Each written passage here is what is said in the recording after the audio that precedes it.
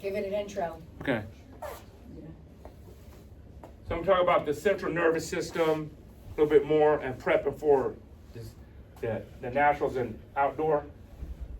Okay, so it's very key to understand the difference between delayed onset muscle soreness, when your muscles are sore, and central nervous system fatigue. And so what happens is, I'll feel like my legs feel pretty good, like they're not sore. I overcame the soreness of all my working out and everything. Then I go to run or throw or jump, and I'm just not performing as high as I thought. Then I go, what is going on? Well, that typically is central nervous system fatigue. Like, you don't feel it like the muscles, but you just, it's your nervous system is not online to help you perform. Yeah, it means you need more rest, and you need to, feed yourself, refeed better. The glycogen. On the glycogen. So what happens is, even if you're like a good athlete, and you're like, I can perform well, this and that, when you're coming back to the sport, you can very quickly overload a muscle because your central nervous system isn't ready yet. So everything's about your ability to absorb forces. So it's so common, and it mostly happens with people who are actually more athletic and in better shape.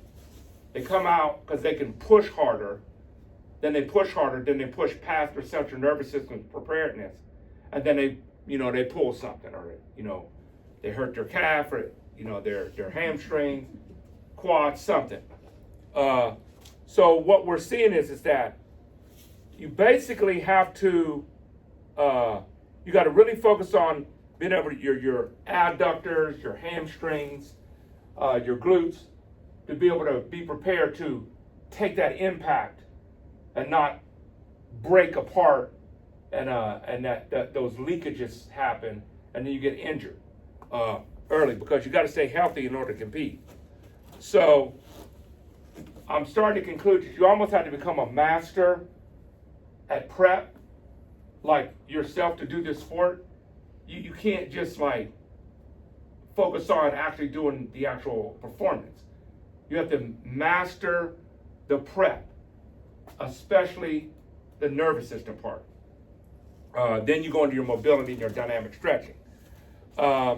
So there's two things we're going to go over today.